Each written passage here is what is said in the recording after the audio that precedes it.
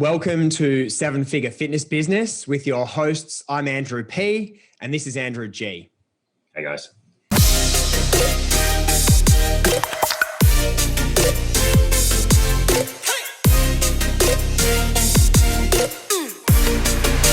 Now, today's topic, we're actually going to be discussing how you can most effectively choose a niche for your online fitness business. Now, this is a really important topic for a number of reasons, but I wanted to ask you, G, who is this episode going to be most useful for? This episode's for one of three categories of people. It might be that you have an online fitness business at the moment and you're not really relating to your audience. It might be someone who doesn't have an online fitness business, who's thinking about going online. And the third person is someone who has an established online business, but they want to make their business better. So it pretty much classifies everybody. Yeah. Now, we obviously have a pretty defined niche given what we do, and that's had a huge part of our success. You were really the main person who was behind choosing that niche. So do you want to run through a little bit about that? Yeah. So, I have hypothyroidism myself, and our business is called Hypothyroid Body Transformation. So what's really powerful about that is I have a story to share. I have something in my life that I've overcome that I'm able to use to actually relate with our audience to create, something really, really special. And the thing about that is, and about this niche, is there's not too many guys, particularly with hypothyroidism, but there's a lot of women. And I think that, having a guy, an authoritative figure explaining and, helping these women through their struggles is, a big difference maker. Yeah, it definitely is. It had a huge impact for us when we got started because a lot of people felt incredibly connected by you having a vulnerability story about your struggles in our niche. And that drew a lot of people to our brand. So from a brand perspective, I guess, the reason for wanting to discuss this is knowing just how many people have a hard time getting niche right.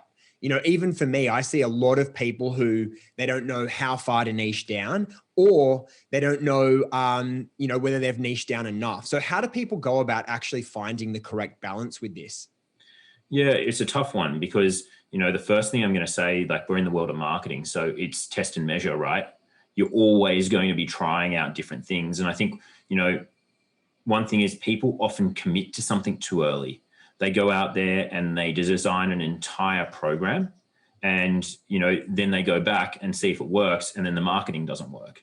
So the first thing is, making sure that the marketing works, because at the end of the day, the reason why we go more niche is, we want to help impact the lives of people who are very, specific. But the big reason is that we want to get a better return on investment for our ad spend. So if you go really, really broad, what happens is you're competing with the masses, right? Now, I'm trying to think let's think young guys, young girls in the 20 to 30 category, they're on Instagram all the time and they see there's a lot of stimulus in front of them. And because there's so much competition, the cost of getting a lead is extremely expensive. The same way, if you target, for example, doctors or lawyers on your Facebook ads, the competition for them is just crazy. And it may not necessarily be coming from fitness, but the competition in the ads world is going to be coming from, people selling home loans, mortgages, all that super high end stuff that, we can't possibly invest with. So while you might get a lead on the lower end, right, really, really cheap, you might get a lead for 50 cents. But if you're trying to get a doctor, lawyer, someone at that sort of higher end, you might end up paying $10, $20 per just a lead on the front end with no booking. Yeah. So how do you actually go about this? I mean, how do you go about testing that you have a niche, that people are going to be in that niche who are interested in what you have to say? And also, and this is a really important one, that they're actually going to have the financials behind them to be able to consider a paid program with you. I suppose you need to really, to test this stuff out. You just have to try it. And I said before that a lot of people invest so much time into building an entire business. And I think that people often think that it's extremely complicated to get something launched. You can literally just set up a business name, a new Facebook page, right? And turn on ads. And it doesn't really matter. Like you can actually, this is really, really ninja stuff. But, you know, you can have a central brand that's very generic. So I think what we do now, and we've made this change more recently, but we have the 4% Club. That's actually our business name. You'll hear us talk about hypothyroid body transformation, master your menopause, and so forth. But the actual brand is the 4% Club. And what the 4% Club is, it's for women who struggle to lose weight. And, you know, we call it the 4% Club because 96% of people who try to lose weight fail. So only 4% succeed. And we help those 4% of people to overcome that, right? So what we're actually doing here is we're finding categories of people who struggle with weight loss, and we're all taking them to the same place. And the time frame for us to set up a new brand that's not a business, a new brand, is so short. We'll often be able to do that in the space of, you know, half a day to get something up and going. So, you know, what happens is women with thyroid problems, really tough and challenging to lose weight, right? Master your menopause, again, women going through menopause, struggling to lose weight. Restore your metabolism, which is a little bit more broad. And we found that was slightly more expensive, being more broad and, you know, less niche. And, you know, you could just keep on going all the way through. You could do a reverse your health. You could do a diabetes, so many different categories. Yeah. And so what I've found is the case is that when the niche is right, it's not so niche down that there isn't a viable market for it, but it is niche down enough so that you're really attracting a tribe. What happens is the marketing and the messaging and all the communication that you put out, whether it be in your challenge or the nurture sequence, or even on a sales call, you're able to kind of really, you know, niche down enough to the point where those people really feel that you're speaking to them directly. In other words, you understand the goals that they have, the types of challenges that they face. And to some extent, you kind of understand the language that they use or that goes through their head that describes those challenges, right? That's it. And it's just that really, really powerful brand at the front end. And that starts with one big place, which is the business name or the brand name. Yeah. I really want to push that. And I truly believe that when we started out, we got really lucky. And we got lucky because we chose a business name that said exactly what we do. You know, It was hypothyroid body transformation. Nobody can stuff that up. Our program, Our program is for hypothyroid women who want to lose weight, right? And then you have master your menopause. That's actually, the name actually isn't as good, right? Because it doesn't actually specifically say, like, menopause body transformation is probably a better name. But it worked for us because the first time people saw us, it was like weight loss challenge in big capital letters down the bottom. So people, you know, they associated with the brand. Now, you know, you're an idiot if you think that people are going to buy something off you without researching you, right? You know, you think about, you know, people who, for example, are going more and more high-end programs for a bigger price are going to do more research. You know, you're not just going to go to a bank and take any home loan. You're going to shop around and find out, hey, what's the cheapest rate that I can possibly get? And that applies to your business as well. So I'd say, I think the numbers are about 50% of people before they click your link to actually, you know, from a Facebook ad or, you know, anything such, are going to go click on your business page. Now, all the stuff on this business page needs to be in order, right? And we've actually gotten to the point now where we actually don't post fresh content on our business page. We use it as a landing page, a place where people go, and then they have the option to click away and be able to be funneled into actually buying something off us. So, mate, what are some things that people need to be aware of when it comes to picking their niche? So maybe, you know, you can, you know, run through like some do's and some don'ts. Yeah, like I think when it comes to picking your niche, it's just finding something that particularly that you can relate to, that you have a story to. Now, if you don't, that's fine. You can pick something else. But you want to think like what this is actually about is, I like to call it an inefficiency in the marketplace. Find something where people aren't being served at the moment and you've found the solution to it. It's what drives nearly all business, right? And, you know, when we first started, I think you'll agree, P, that it was like blue oceans because there was there was absolutely no one doing weight loss for thyroid women. There's a lot of stuff out there helping and coaching hypothyroids, but nothing that was specifically this is weight loss. Well, that was the thing as well, because I remember distinctly a lot of our earliest clients just being, very big on communicating with us about the fact that there was nobody that was really servicing them when it came to weight loss for thyroid. And of course, there was a lot of medical practitioners, which we don't claim to be, that were treating thyroid, and, doctors and endocrinologists, but there weren't a lot of people in the weight loss and nutrition industry who were helping them with anything that wasn't in the medical realm. In other words, the general health and the weight loss aspect. So it really did allow people to be drawn into us, because it wasn't on offer. And I know on this point, there's a lot of niches that you tell me about on a regular basis that you see people are going into in spades, in droves. There's so many people covering these niches that they're really not niched at all.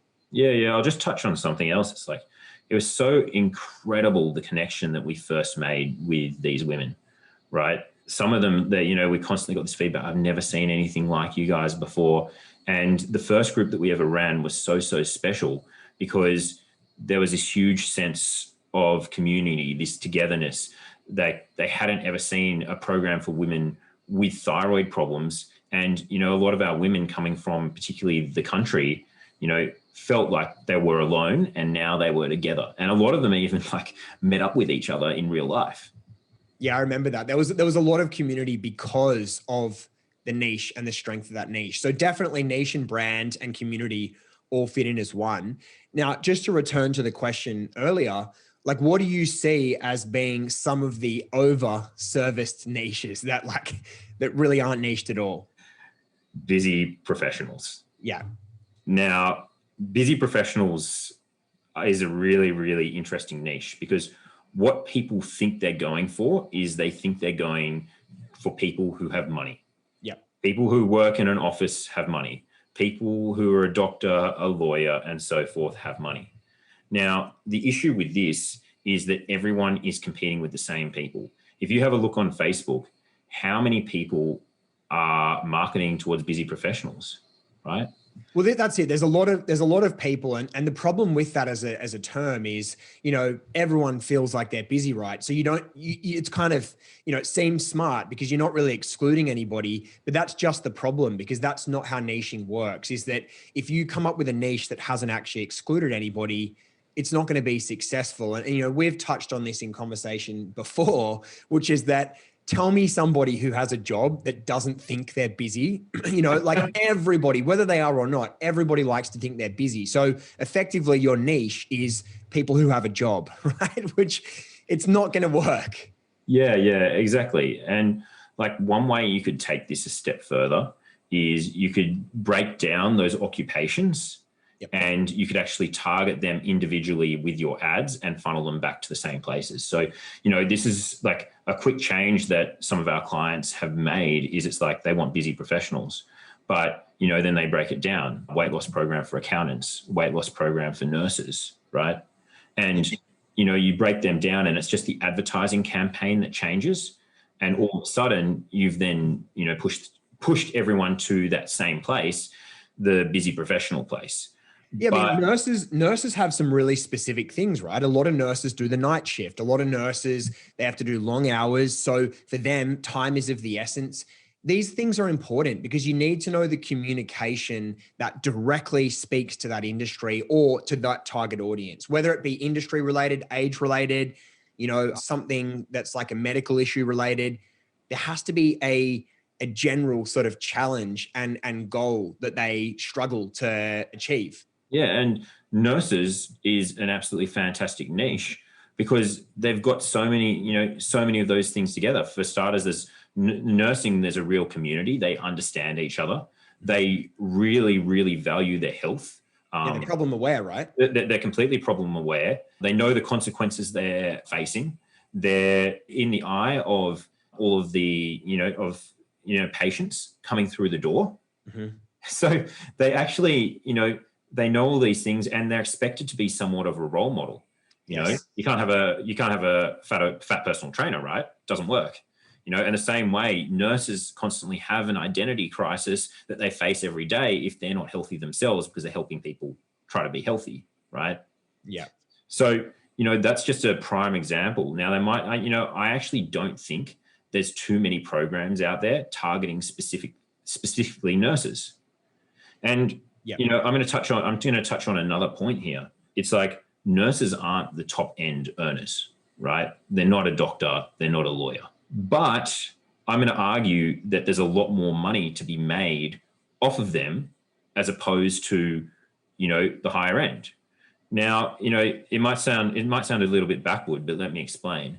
Because if you go for the complete high end of the market, you're going to pay a huge amount of money for leads. They're going to be incredibly, incredibly expensive. You know, I've seen situations where people just go, they just want to work with doctors, and then lead price jumps up to $20. So what you can actually do, and they're earning the top dollar, right? And people think, like, they go high ticket programs and they're like, okay, well, I want to get my clients to pay me $5,000 each. But then what happens? It's like, you know, it's so inconsistent because you're just waiting for that right person. And every now and then someone jumps in there, you get on a sales call, and then you go, it's $5,000 and they still don't sell. But what you can get when you go for something like nurses is you get that consistency. So nurses are probably in the top 40% of earners in Australia, the US, wherever you are. So you're getting people who have money, who know they have a problem, who will invest in fixing that problem. Yeah, it's huge. You, I know, you know, one of our most successful members in the mastermind, he originally had a niche that was too well defined to the extent that he really didn't have an audience. And since changing his niche and finding a larger, but still, you know, a very well-defined niche, he's had a lot more success. Yeah, that's exactly right. That's Brad.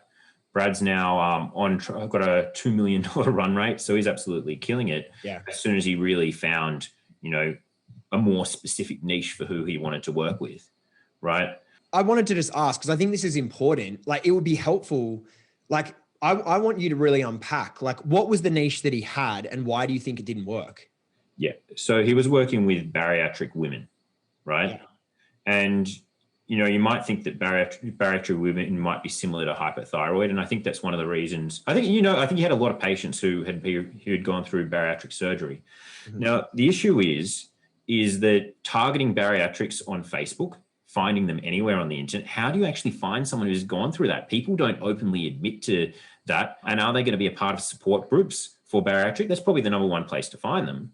But it's still going to be a real challenge. There's not that many people who've had that surgery. Now, if you've got someone who's gone through a bariatric surgery, they've either gone one of two ways. They've lost weight and they've kept it off. They lost the weight initially and regained it, right? One of the two, or it didn't work at all. So there you go. You automatically lost 50% of people because it worked for them.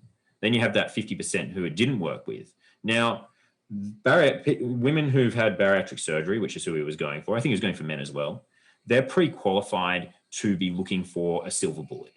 They want something that is going to work immediately. So you're kind of in this situation where they want this instant result because they haven't been able to get their act together in the past to actually find something sustainable, you know, a sustainable solution, right? So then selling them a lifestyle becomes a whole lot harder.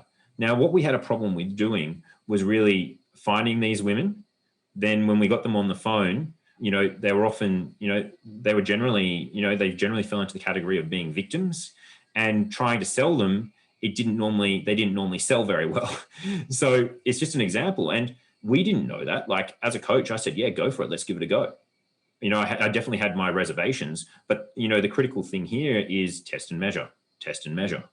It's funny, that niche makes so much sense on paper because they're people that have gone to the absolute extremes, to the extent where they've gone, you know, under the knife. They've got a surgery which is potentially expensive, depending on whether they went through healthcare or not, you know, government healthcare, but it's certainly painful, and the recovery is very painful and extended. So it can put them out of work for a long time. So these people have really experienced some of the extremes in terms of motivation, be it pain or pleasure. The problem is that it sounds like there wasn't enough people in the niche. And a lot of the time, as you said, there was a bit more of a victim mentality and a bit less motivation to want to change. And you can never really know that until you dig into a niche and do some exploring. Exactly right. And that's why it's so important to not base your business on a niche. and just be like, and put all your eggs in that basket. Like what we did. We put out a business page, set up an ad. 3 days later, we had a 7-day challenge, right? And we got to test it before we actually went ahead with it. Whereas if you go out and you develop an entire system, it takes forever. It goes back to a really common problem that keeps trainers stuck is it's that mindset of, I think it comes from a good place. They want to put out a great product. They don't want to kind of feel like they're half-assing it. But what that means is, they go and build this incredible program and then it turns out that no one gives a shit, right? And then they can't sell it. They don't have a market. So it is incredibly important to test the market before you've gone and built your entire system. Absolutely. And so many people that, going about this the wrong way, like there's a totally different mindset shift here that you should be thinking about, which is, hey, I might have to try 10 things before I hit the winner. We got lucky. We struck it straight away. Yep. But if you just go there and go, I have 10 ideas, create 10 pages and figure out which one sticks. I remember hearing somebody say this. I don't know if it was like Gary Vee, but it's like, instead of what everybody does, which is like ready, aim, fire, what you really should do is ready, fire, aim. And I think that that's a really great way of saying it because you need to kind of shoot your shot and then see how things go. And it may go terribly, but that's okay because you can very quickly adapt when you're a smaller business and you can be incredibly flexible and fluid in the way that you adapt. And it doesn't take long at all to find something that's actually really providing a good return. Yeah, not at all. Not at all. And I want to, compare, explain this. So let's just say you're going for busy professionals, right? You try that, you keep on going, but you really want to work with busy professionals. You're just going to be a broke person, a broke coach working with busy professionals. Or are you going to be, you can be a business owner or you can be a business owner. And a business owner is just someone who's going to follow the numbers and find out what's going to give them the most profit. And sure, you can choose along that line. Maybe you want to pick something in the middle. Perhaps, you want to help, again, perhaps you want to help someone on the upper ends. Perhaps you want to help psychologists with weight loss. So not at the very top end, but that's your passion because you have a family member who's a psychologist, etc. You can focus on that area. That's fine. But there's more money elsewhere. Yeah. So a couple of things that I've found incredibly important, and I think this is something that needs to be said, is that, we deal with a medical niche, right? But we're very, very careful to understand our boundaries. And this is very important. From a legal standpoint, you can't go in and say, I help diabetics, cure their diabetes. You're going to get sued, right? So you need to understand the boundaries of your knowledge and your qualifications. For us, we are not here to cure people's hypothyroidism, and we never have made that claim. What we claim is that we help women with hypothyroidism to improve their weight loss or to manage their challenges with weight loss, which are significant, to improve their energy levels and things of that such. So we're very, very clear about exactly how we help them. Now, the reason for this point is that I think a lot of people are too scared to niche down because they're worried that the knowledge that they have to serve that more identifiable niche, that more driven down niche, it's going to require them to be, having done a specific degree on that. But the truth is, if you know how to help somebody improve their life in the form of weight loss, better nutrition, could be exercise, habits, that is outside the medical realm, you can absolutely niche down as long as you understand that niche's problems and their goals. If you can do that, you can provide massive value. That's exactly right. Like, we advertise for women who have thyroid problems, but the result is we help people who struggle to lose weight, who all have the exact same thing. And what we do is we bring them into a community, and community, is one of the 5 pillars to getting people results, surrounding yourself with like-minded people. So if you're constantly around, if these women or guys or whoever you're working with are around other people all doing the same thing, that's what we're doing. It's like, hey, you're bringing nurses all together who are identifying with other nurses. You're bringing hypothyroid women. You're bringing ladies who are all struggling with menopause. It creates this sense of one, and it's extremely powerful. Yeah. So if you're an online trainer, you're struggling right now to get started, you're online, maybe you've got somewhere between 1 to 10 clients and they're from all over the place, right? No definable niche.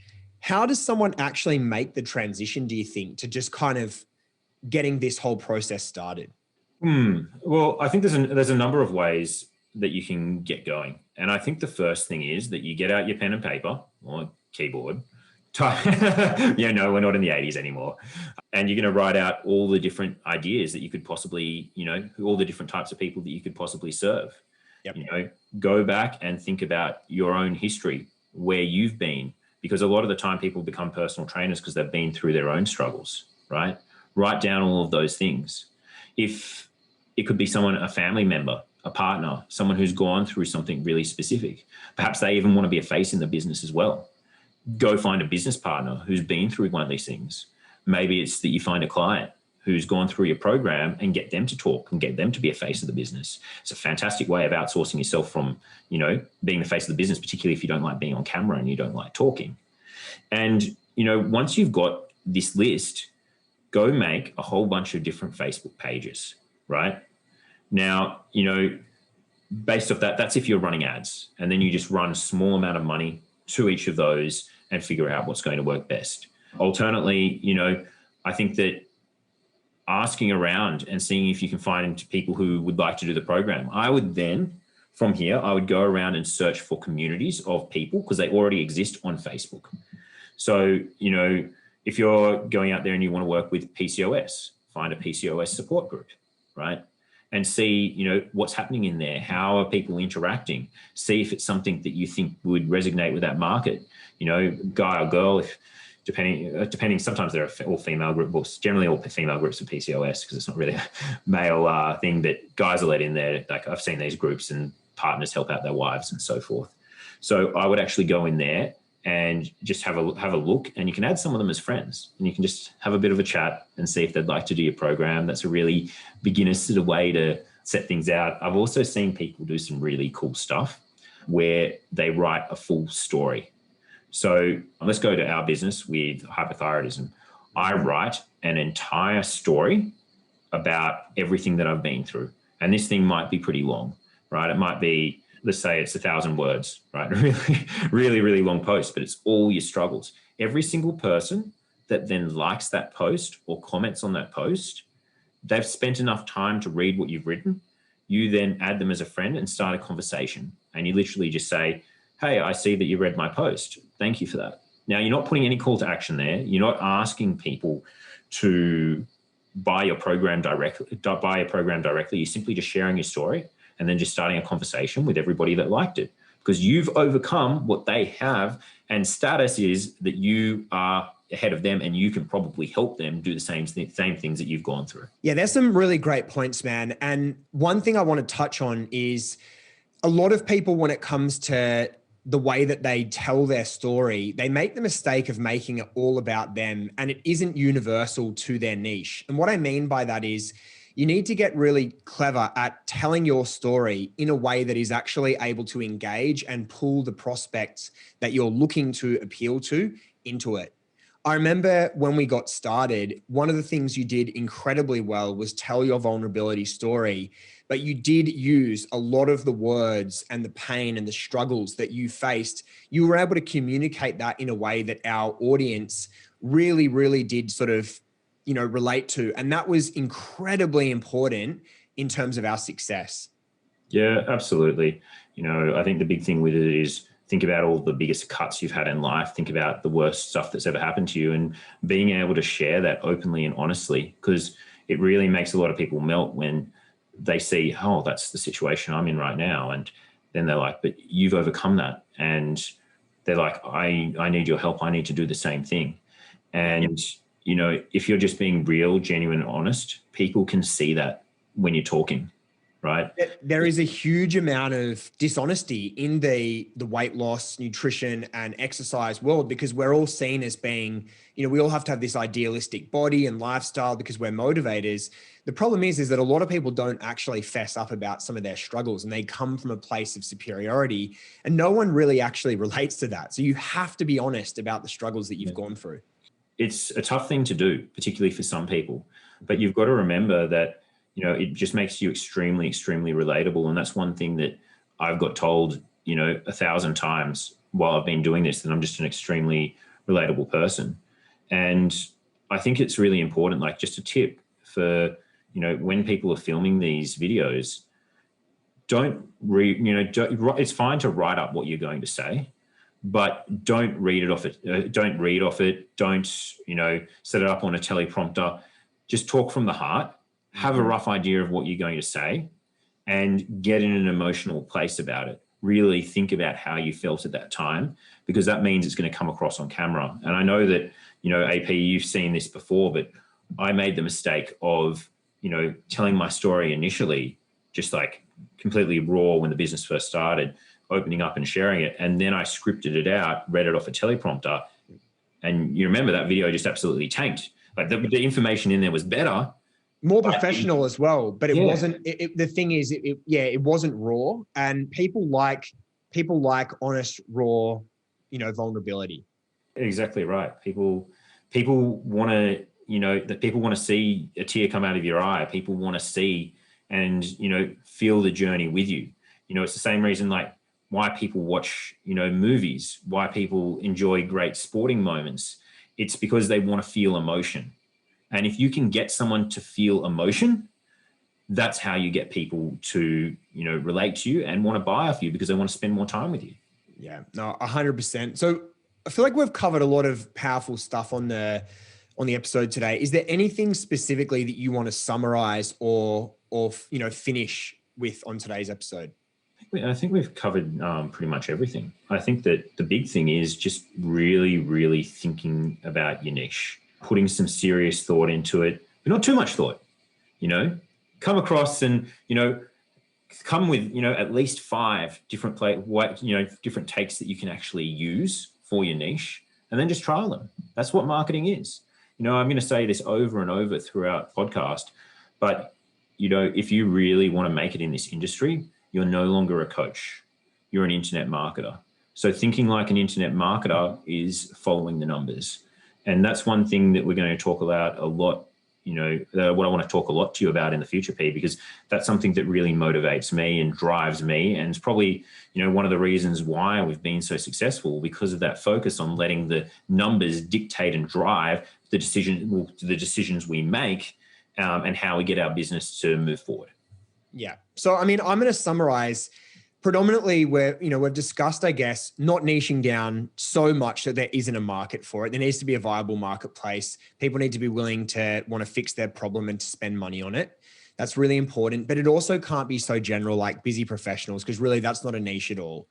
They need to be able to use the language and understand the goals and the challenges that niche faces, so that they can really target them and have a sense of community. They need to make sure that they're not getting fancy with their names, because a lot of people have really stupid fancy names that they spend a lot of time thinking about and no one gives a crap. It's like, don't make the name sexy. It's better to make it clear about what you actually do. You don't necessarily want to overcommit to a niche before you've tested it. So get out there and actually test a niche. And then if it works, then you can actually really develop that into a product and a company moving forwards. Anything I've forgotten there? I want to hammer home one final point, and I think this is one of the most important things that you can probably take away from this.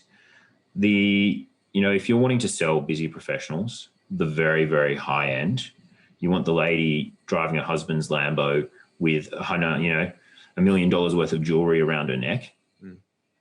You're not going to be able to sell that person to an online program. You might be able to, but it's very unlikely. She's going to go out and she's going to be getting a personal chef, and she's going to be having a personal trainer come to her house every single day. So the quality of that program to get her is like up here.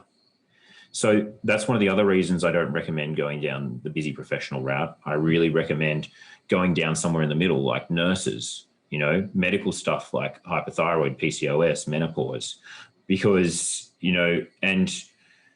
what happens, with picking that middle category is you still got people with money. They may not have as much, but they're still willing to invest. You may not be able to sell someone for $5,000, but that's a lottery at the $5,000. Pick a price that's in the middle. Pick something, it's like $1,000 program or a $1,500 program. That's generally the price point that we work with. I think our average sale price is like $1,650. Yeah. So I would really be thinking about that. And I met a guy at the ClickFunnels event in Nashville when we were there. I think you may remember him.